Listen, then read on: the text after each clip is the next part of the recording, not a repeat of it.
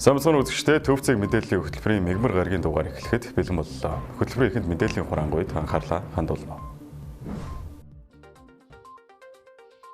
Оюу толгоон менежментийн төлбөрийг 2 дахин бууруулахаар тохиролцов. Төсвийн алдагт 1.4 их найд төгрөгт хүрч тодтогдол хийх шаардлага үүсв. Нөөтийн баримтгүй худалдаас нөөцийн махыг бэлтгэн нийлүүлэгчид нөхөж бүрдүүлнэ. Трамп Персийн булангийн орнуудын хүслээр Иранд үзүүлэх цогцолтоо хойшлуулав. Путиний бүгд найрамд хятад ард улсад хийх ажил өнөөдөр эхэлнэ. Оросын улбан улс Беларусын хамтарсан төмийн дэвсэг ашиглах цэргийн сургуулилт эхэлжээ.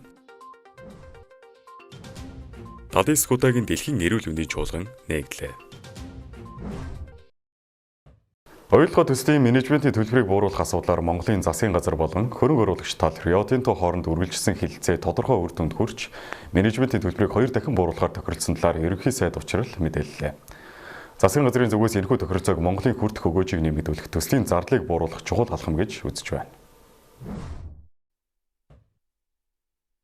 Монгол улсын ерөнхий сайдын 68 дугаар захирамжаар байгуулагдсан ажлын хэсэг оюутлогоо төслийн менежментийн төлбөрийн хувь хэмжээг бууруулах чиглэлээр Рио Тинтотой хэд хэдэн шатны хилцээ хийж байсан юм. Ажлын хэсгийг ахаж аж үйлдвэр эдэс байлгийн сайд амтны өмнө нь Монголын тал хатуу шаардлага тавьж байгаа гэдгийг онцолж өмнөх улсуудаар хөрөнгө оруулагч талаас хангалттай түвшний санал ирээгүй тул зарим нөхцөлийг хүлээж аваагүй талаар мэдээлж байсан. Тэрээр оюутлогоо төслийн менежментийн төлбөрийг олон улсын чигт нийцүүлэх, Монголын өгөөжийг нэмэгдүүлэх чиглэлээр ажиллаж байгаагаа мэдэгдэж, хилцээ үр дүнд хүрэх ёстой гэсэн байр суурийг илэрхийлсэн. Мөн засгийн газар төслийн зээлийн хүүг бууруулах 120 дугаар тогтоолын хэрэгжилтийг хангах зэрэг асуудлыг зэрэгцүүлэн авч үзэж байгааг дурдсан юм. Монгол Улсын ерөнхий сайдын 67-68 дугаар захирамжаар 2 ажлын хэсэг гарч ажиллаж байгаа. За менежментийн төлбөрийг бууруулах ажлын хэсэгт хий ахлагчаар одоо аж үйлдвэр эрсдэлгийн сайд энэ бий ажиллаж байна. За өнөөдөр одоо Рио Тинтотой хийж байгаа хилцээр маань үргэлжлэнэ. За хүлээлт бол одоо би бол нэлээд одоо хатуу шаардлага тавьсан захидал хамгийн сүүлд явуулсан манай ажлын хэсгээс. Тэгээ одоо энэ ч одоо бидний дөрөвдөх уулзалт болж байна. Тэгээ одоо асуудлыг шуурхаа шийдэхгүй бол дараачийн одоо хилцээ байхгүй гэдэг ийм зарчмын шаардлага тавьсан байгаа. Харин өнөөдөр Монгол улсын ерөнхий сайд учрал Рио Тинтотой хилцэлд хүрч менежментийн төлбөрийг 2 дахин буурууллаа хэмээн мэдэгдлээ. Түүний мэдээлснээр энэхүү тохиролцооны үр дүнд нийт 2.2 тэрбум ам долларын зардал буурч Монгол улсын хүртэх өгөөж 1.5 тэрбум ам доллараар нэмэгдэх тооцоо гарчээ. Оюутлогоо хилцээрт эхний амжилтаа үр дүнгээ гаргаж чадлаа. Аж үйлдвэр эрдэс байлгийн сайдаар ахлуулсан ажлын хэсэг Рио Тинто групптэй оюутлогоо хилцээрийн үр дүнд менежментийн төлбөрийг 2 дахин бууруулж чадлаа. Төлбөрийн давхардлыг арилгах тохиролцоонд хүрлээ. Энэ бол 2.2 тэрбум долларын төлбөрийн зардал буурах сайн мэдээ. Мөн энэ бол Монгол улсын хүртэх өгөөж 1.5 тэрбум доллараар өсөн нэмэгдэх сайн мэдээ. Он жил дамнан яригдсан олон төмөн өсөж хүлээсэн. Нэхэж шаардаж байсны үр дүн юм а. Энэ бол хөрөнгө оруулагчдын хувьд ч гэсэн сайн мэдээ.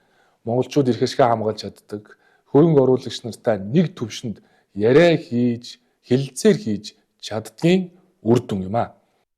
Сүүлийн жилүүдэд оюутлогоо төслийн зардал менежментийн төлбөр зээлийн нөхцөлтэй холбоотой асуудал олон нийтийн анхаарлын төвд байсан. Тухайлбал Монголын талд ноогдлоо шиг 2030 оноос өмнө хүртэх боломжгүй нөхцөл үүссэн төслийн өгөөжийн талаар шүүмжлэл дагуулж ирсэн. Энэ хүрээнд засгийн газрын менежментийн төлбөр болон санхүүгийн дарамтыг бууруулах асуудлыг гол зорилтын нэг болгож байсан. Харин хилцээний наривчлсан нөхцөл санхүүгийн өөрчлөлтийн дэлгэрэнгүй мэдээллийг засгийн газар ойрын хугацаанд танилцуулах төлөвтэй байна. Эцэст нь өмнөд дэлгэд оюутлогоо менежментийн төлбөрийг бууруулах энэхүү тохиролцоо нь Монголын талд төслийн өгөөж санхүүгийн нөхцөлөөр илүү идэвхтэй байр суурь баримталж ихсний нэг илрэл болж байна. Хэрв зарласан тооцоодол бодит үр дүнд хүрч зардлын дарамт буурч чадвал энэ зөвхөн төсөл төдийгүй улсын эдийн засагт урт хугацааны эерэг нөлөө үзүүлэх боломжтой гэж үзэж байна.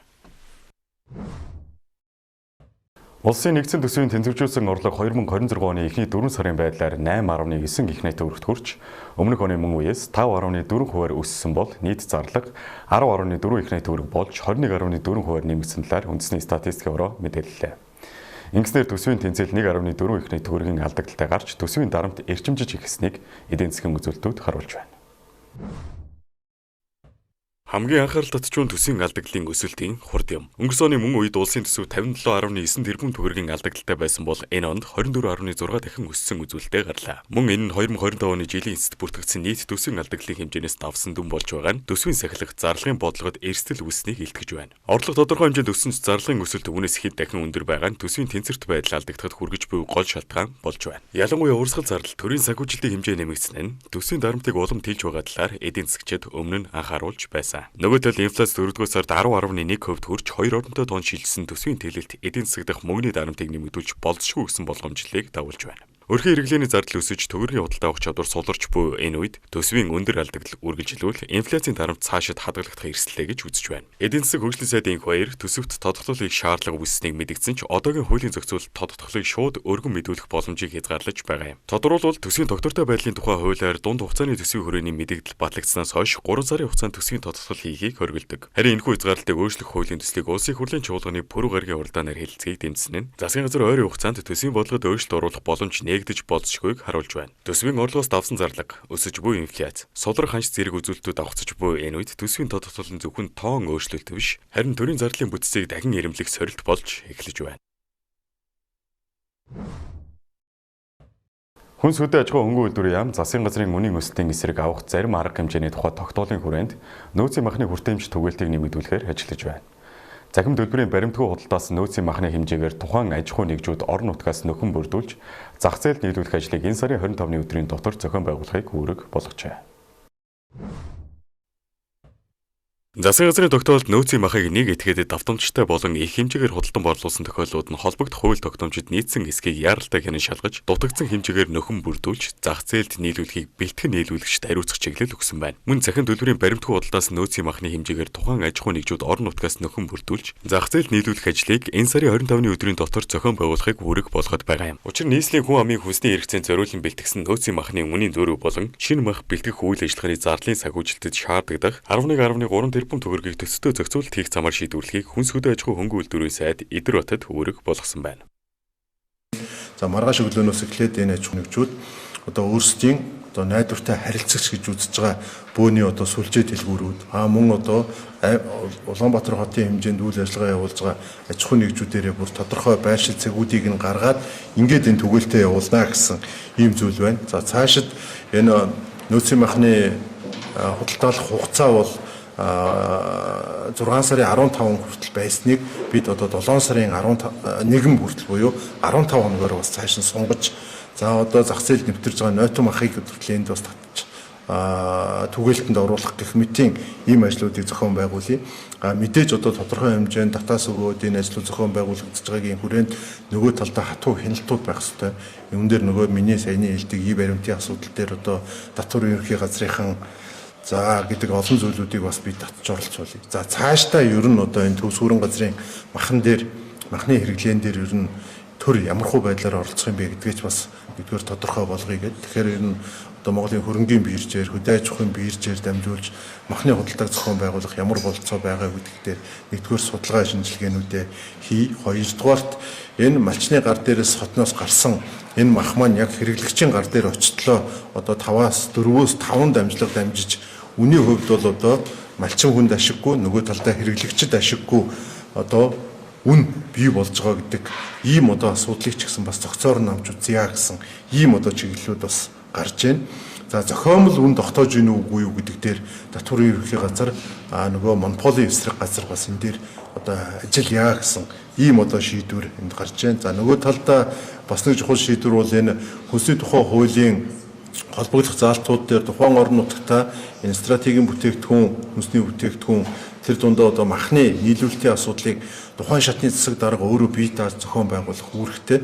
Тийм учраас 2027 онд жилийн дараа бид ийм яриа сууж авахгүй тулд одооноос эхлээд нийслэл аймаг дүүргийн засаг дарга нар энэ ажлыг одоо тухайн нутаг дэвсгэртэй зохион байгууллаа гэдэг. Энэ санхүүжилтийг төлбөрийн цахим баримтад тулгуурлан олгоно. Нөөцийн мах бэлтгэн нийлүүлэх гэрээт компаниуд жижиглэнгийн худалдааны цэгүүдэд махыг урьдчилан нийлүүлж дараа нь төлбөр авах хэлбэрээр борлуулдаг. Ий баримт тогтмол олгодоггүй. Татан авалтаа хугацаанд нь хийдэггүй зэрэг асуудлаас шалтгаалan махны борлуулалтын орлого дэлгүүрүүдийн бусад зардал зарцуулагдах тохиолдол гарчээ. Үүний улмаас 1.3 тэрбум төгрөгийн авлага үүссэн байна. Түүнчлэн зарим худалдааны цэг нөөцийн мах татан авсан ч төлбөрөө барагдуулаагүй байна. Улаанбаатар марафон 2026 олон улсын гүйлт энэ сарын 23-нд болно. Энэ жилийн марафонд 46,000 гаруй хүн бүртгүүлсэн нь өнгөрсөн жилийн оролцогчдын тооноос даруй 2 дахин өссөн үзүүлдэжээ. Оролцогчдын тоо эрс нэмэгдсэнтэй холбоотой зохион байгуулагчид гарааны аюулгүй байдал, замын ачаалал, гүйгчдийн урсгалыг зөв зохион байгуулах үүднээс төрөл тус бүрийн гарааны цагийн хуваарьт өөрчлөлт оруулсан байна. Тодорхойлбол бүтэн марафон буюу 42 км-ийн ангилал өглөөний 7 цагт соёлын төвөргөөний баруун талаас гарах бол хагас марафон 21 км болон 10 км-ийн төрөл 8 цаг 30 минутанд эхэлнэ. Харин эрүүл мэндийн 5 км-ийн гүйлт 13 цагт Монгол Улсын их сургуулийн урдаас 1.5 км-ийн гэр бүлийн ангиллыг 15 цагт эхлүүлэхээр товлжээ. Мөн хөгжлийн бэрхшээлтэй иргэдийн ангилал болох тэрэгцэртэй болон харааны бэрхшээлтэй оролцогчдын 1.5 км-ийн төрөл 15 цаг 30 минутад Монгол Улсын их сургуулийн урдаас гарах юм. Түүнчлэн тусгай олимпийн 800 м-ийн төрөл 16 цагт спортын төв ордны өмнөх замаас 500 м-ийн төрөл 16 цаг 10 минутад Улаанбаатар зочд буудлын зүүн талын замаас тус гараагаа эхлүүлнэ. Зохион байгуулагчид оролцогчдыг гарааны бүсэд дор хаяж 30-60 минутын өмнө ирж ингэрийн дугаар, чип болон ангилын мэдээллээ урьдчилан шалахыг зөвлөлөө. Сэлэнг аймаг Ерөөсөм буурагч магийн дунд цуглаг гэдэг газар аймгийн төвөөс зүүн зөвхт 308 км, сумын төвөөс зүүн зөвхт 210 км-т ойн галт хөмөр гарсан тухай дуудлагыг энэ сарын 15-ны өдрийн 12 цаг 30 минутад хүлээн авсан байна. Үндэсний аврах баригад уулуурхан аврах тэг 9-р анги, нийслэлийн онцгой байдлын газрын Налайх дүүргийн 28-р ангийн нийт 35 албаа хаагч 4 бүлэгт хуваагдан ойн галт хөмрийг унтрах ажиллагааг зохион байгуулж ажиллаж байна. Ийм дэргэд та бүхэн хөдөөхээр аял зугаалгаар ажиллаар явж байхдаа галт хөмрийн болзошгүй эрслээс сэргийлж татсан тамхины ишээ бүрэн унтрах, зориултын савнд хийж хаях, ил задгаа гал гаргахгүй байхыг анхааруулж байна. Нөөцийн махны өргөдгсөн худалдааг өнөөдрөөс эхлэн нийслэлийн төвийн 6 дүүрэг зохион байгуулж байна. Нөөцийн махыг килограмм тутмыг нь 13-аас 15 мянган төгрөгөөр худалдаалахар болсон. Тодорхойлбол хоньны мах килограмм нь 13 мянган төгрөг, үхрийн мах килограмм нь 15 мянган төгрөгөөр тус худалдаалагдаж байна. Нийслэлийн хүн амын хүнсний хэрэгцээнд зориулан бэлтгэсэн нөөцийн махны үлдэгдэл 1400 тонн махыг үе шатаагаар шуурхай худалдаанд гаргахаар боллоо. Энэ хүрээнд нийслэлийн төвийн 6 дүүргийн 6 байршилд нөөцийн махны өргөдгсөн худалдааг өнөөдөр 12-оос 20 цагийн хооронд, маргааш өдрөөс эхлэн 10-аас 18 цагийн хооронд худалдаална. Баянгол дүүрэгт байгаль их цогцолборт, Баян зүрх дүүрэгт Жукогийн талбайд, Чингэлтэй дүүрэгт Алтчин бөмбөр худалдааны төвийн гадна талбайд, Хаавал дүүрэгт Төв цэнгэлдэг хүрээлэнд, Сонгон хайрхан дүүрэгт Цам гаруй худалдааны төвийн гадна талбайд, Сүхбаатар дүүрэгт Хангаа хотхны гадна талбайд өргөцгсөн худалдааг тус зохион байгуулж байна. Иймхүү нөөцийн махыг анх гэрээнд тусгасан үнээр худалдаалах бөгөөд эрх лав гаригаас эхлэн сүлжээ дэлгүүрүүдээр, пүр болон баасан гаригаас гэрээт хүнсний дэлгүүрүүдээр нөөцийн махыг дээр хүнээр 7 дугаар сарын 1-ний өдрийг хүртэл худалдаалж эхэлнэ.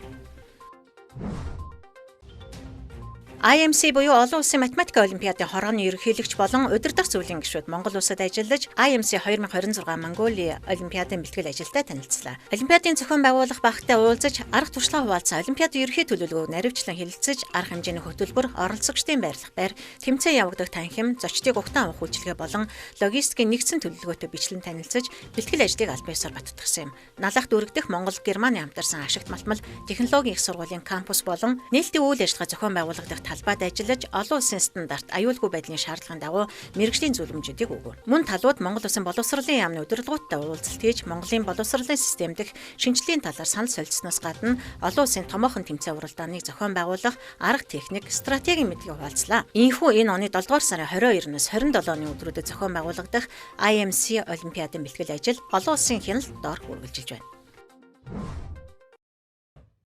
Та бүхэн дотоод болж өрнөсөн үйл явдлын мэдээллийг хүргэлээ. Хүргэжлээд олон улсын мэдээнд анхаарлаа хандуулна.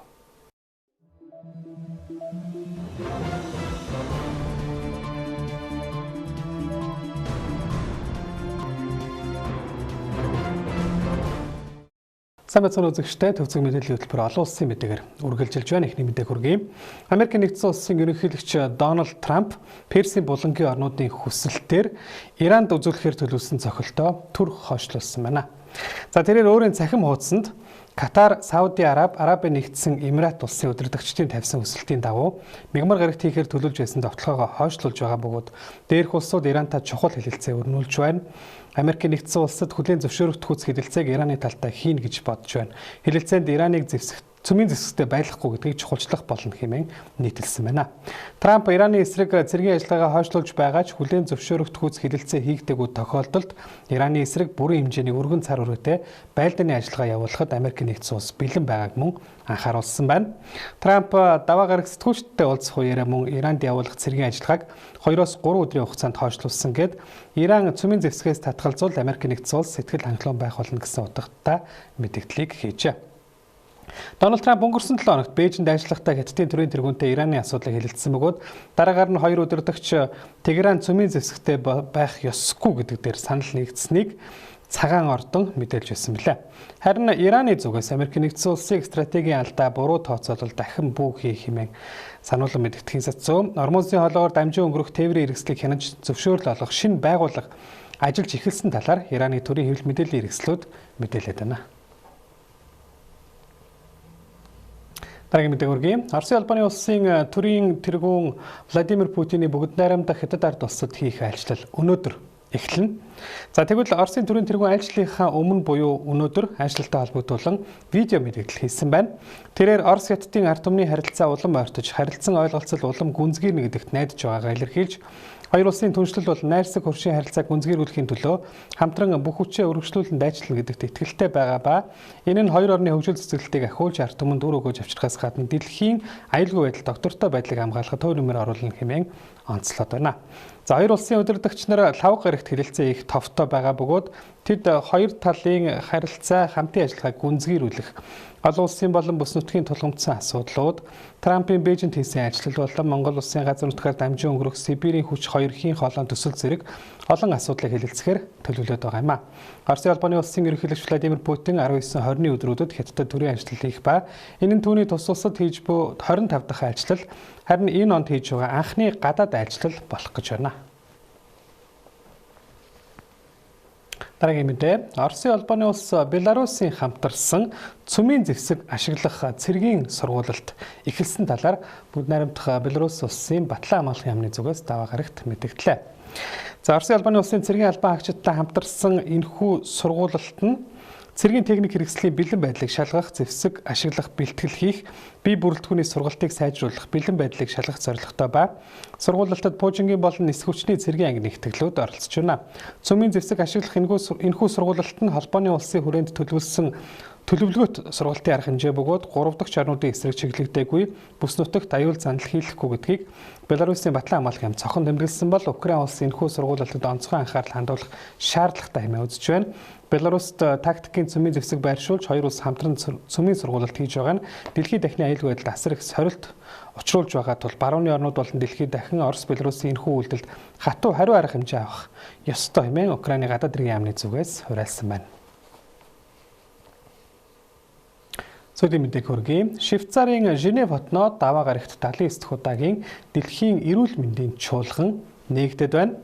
За энэ жилийн чуулган дэлхийн эрүүл мэндийг өөрчлөх нь хариуцлагыг хамтдаа хуваалцах гэсэн үндсэн сэдвийн дор зохион явагдах ба чуулганы үеэр халдварт бус өвчин, сэтгцийн эрүүл мэнд, бүх нийтийн эрүүл мэнд, нийгмийн эрүүл мэндийн онцгой байдлын үеийн бэлэн байдал, хариу арга хэмжээ авах зэрэг техникийн сэдвүүд за мөн Дэлхийн эрүүл мэндийн байгууллагын 2026-аас 2027 оны хөтөлбөрийн төсвийн санхүүжилт, хэрэгжилт, аудит, хяналт, хүний нөөц зэрэг захиргааны асуудлуудыг хамарсан нийтдээ 60 гаруй асуудлын талаар чуулганы үеэр хэлэлцэхээр төлөвлөд байгаа юм а. Та бүхэнд гадаад мэдээ хүргэлээ анхаарал хандуулсан баярлалаа.